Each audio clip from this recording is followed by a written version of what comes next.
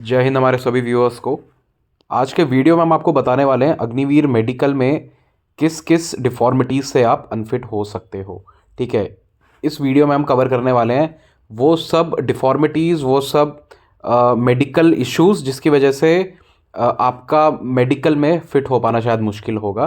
तो make sure करें आप वीडियो को एंड तक ज़रूर देखें और हमारी बाकी वीडियोज़ को भी आप लाइक करें, कमेंट करें, चैनल को सब्सक्राइब करना ना भूलें सो दैट आप अग्निवीर भर्ती से रिलेटेड सभी अपडेट से जुड़े रहें। और जो सब बच्चे अग्निवीर की तैयारी कर रहे हैं उनके लिए अग्निवीर फिजिकल एकेडमी हमने ओपन कर दी है, जिसमें कि 90 डेज़ का आपका ट्रेनिंग मॉड्यूल होने वाला है। अकोमोडेशन एंड फूड उसमें आपको हम प्रोवाइड करेंगे, ट्रेनिंग कराएंगे आपके एक्सपायर एस एफ ऑपरेटिव, और वीकली बेसिस पर होंगे आपके गेस्ट लेक्चर्स। तो जो सब बच्चे हमसे जुड़ना चाहते हैं वो हमें इस नंबर पर कॉल या व्हाट्सएप कर सकते हैं। चलिए शुरू करते हैं आज का वीडियो। तो मेजरली हम इस वीडियो में कवर करेंगे dental department, ENT, eye, medical, surgical and x ray.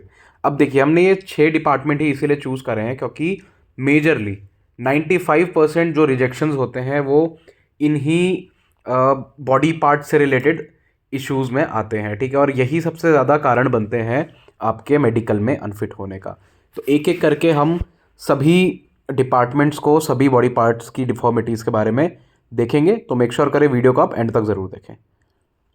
सबसे पहला है हमारा डेंटल का। ठीक है, डेंटल में देखिए आपके 14 जो डेंटल पॉइंट्स होते हैं वो पूरे होने चाहिए सबसे पहले। ठीक है, क्योंकि एक बहुत फेमस कहावत है फौज में कि a soldier who can't bite can't fight, मतलब एक सिपाही अगर चबा नहीं सकता तो वो लड़ नहीं सकता। ठीक है, एक कहावत ही है वैसे कहने को। अब डेंटल में आपको किस किस इश्यूज़ में आपको अनफिट करा जा सकता है वो है क्रॉस बाइट, दूसरा ओपन बाइट, तीसरा ओवर बाइट। ठीक, ये होती है क्रॉस बाइट। ये देखिए इस पिक्चर में देख रहे हो कि ये जो दांत है ये ऊपर है जबड़ा और ऊपर का जबड़ा नीचे है, इसको बोलते हैं क्रॉस बाइट। दूसरा है ओपन बाइट। ओपन बाइट में यहाँ देख रहे हो ये खुला रहता है आगे का पार्ट। और तीसरा होता है ओवर बाइट। ओवर बाइट में जो आपके दांत होते हैं वो आगे होते हैं निचले दांतों से।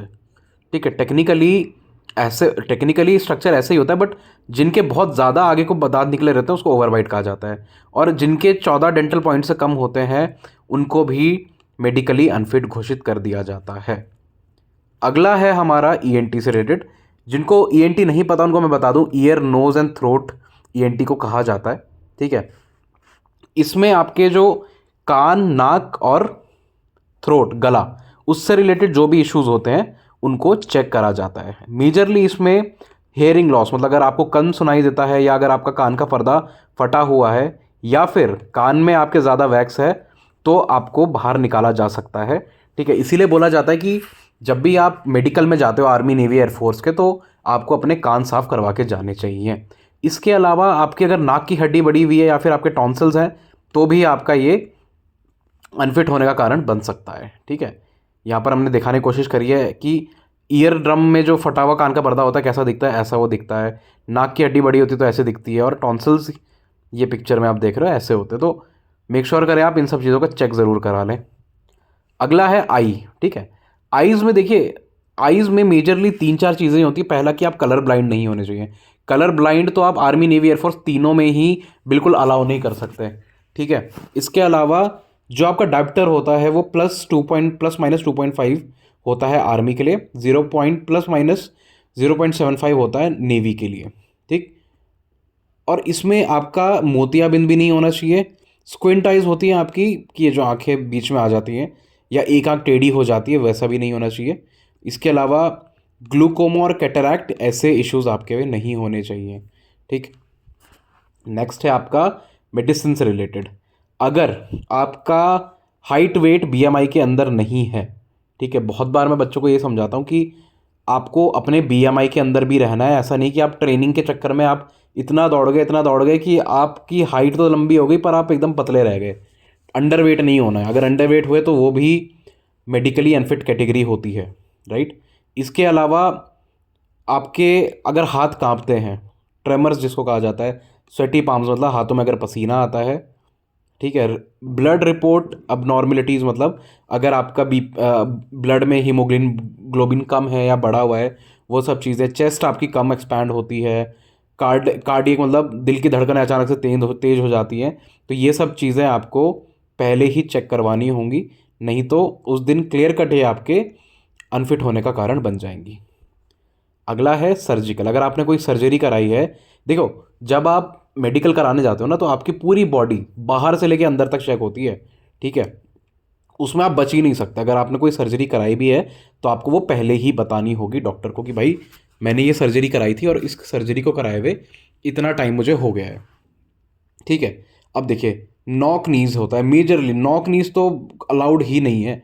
नॉक नीज में यहाँ पे देखिए इस पिक्चर में जो घुटने यहाँ पे जुड़ रहे हैं ना, ये देखिए दोनों घुटने यहाँ पे ऐसे जुड़ रहे हैं ऊपर से, तो ये नहीं होना चाहिए क्योंकि फोर्सेस में आपको दौड़ाया जाता है, आपसे परेड कराई जाती है, तो उसमें अगर नॉक नीज होंगे तो आप ना दौड़ पाओगे ना आप परफॉर्म कर पाओगे। अगला है फ्लैट फुट। फ्लैट फुट इसको कहते हैं जिसमें कि आपका जो बीच तला होता है जो आपके पाँव का, उसमें बीच में उठा हुआ होता है, राइट, नॉर्मल पाँव में, बट यहाँ पे देखिए आप इस पाँव में बिल्कुल चपटा है, तो ये भी अपने आप में एक डिफॉर्मिटी है। कैरिंग एंगल होता है आपका जो हाथ का ऐसे टेढ़ा देख रहे हो आप, इस पिक्चर में देखिए, जिन बच्चों का हाथ सीधा करने पे ऐसा थोड़ा सा टेढ़ा होता है वो कैरिंग एंगल होता है। मोर देन 15 डिग्री है तो आप टेक्निकली आप अनफिट ही हो। इसके अलावा आपके हाथ पाँव अगर थोड़े बहुत भी टेढ़े हैं तो सॉरी, आप फिर नहीं हो सकते हो मेडिकली फिट, ठीक।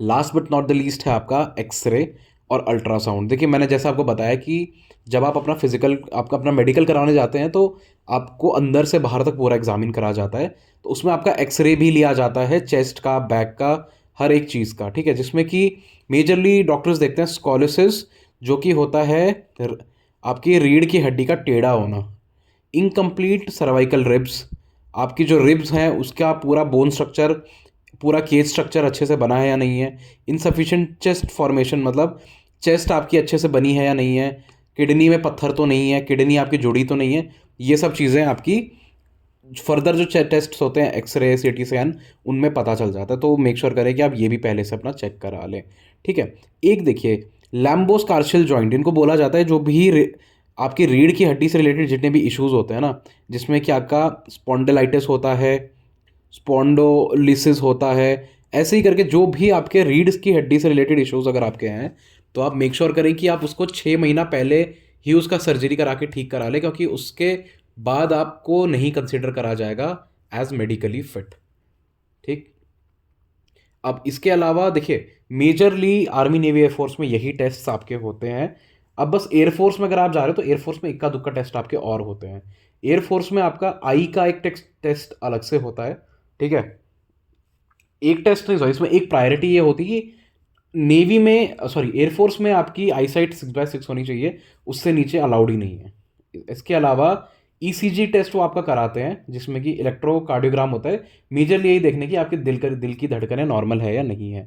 इसके अलावा है आपका एक्सरे कराया जाता है उसमें, और आपकी स्पाइन स्ट्रक्चर को बिल्कुल सही से चेक करा जाता है कि अगर आपकी स्पाइन में कोई इशू तो नहीं है। अब आप लोग फ्लाइंग के लिए तो नहीं होते एलिजिबल, बट मेजरली ये जनरल ड्यूटी वाले कैंडिडेट्स का भी चेक करा जाता है कहीं उनको कोई इशू तो नहीं है, ठीक। अब देखिए लास्ट में मैं आपको एक एडवाइस ज़रूर देना चाहूँगा कि अगर आप एयरफोर्स के लिए जा रहे हो तो उससे पहले आप अपना एक्सरे और सीटी स्कैन ज़रूर करवा लें एक बार, सो दैट अगर आपका कोई स्पाइन से रिलेटेड इशू है ना तो वहीं आपको पहले ही पता चल जाए। ऐसा ना हो कि आपको ये चीज़ उस दिन पता लग रही है जिस दिन इसका आप सोच ही नहीं थे कि ऐसा होगा, राइट। तो आई होप आपको पता चल गया होगा कि क्या सब चीज़ें चेक करने वाले हैं डॉक्टर्स आपके मेडिकल में, तो उन सब चीज़ों को आप थॉरोली चेक कीजिए और तभी आप अपना मेडिकल में जाइए। वीडियो पसंद आया हो तो आप हमें हमारे सोशल मीडिया हैंडल जैसे कि फेसबुक और इंस्टाग्राम पे फॉलो कर सकते हो, यहाँ भी आपको हम सेम नाम अग्निवीर ऑनलाइन से मिलेंगे। तो अभी जाइए, फॉलो कीजिए और ऐसे ही प्यार देते रहिए। जय हिंद।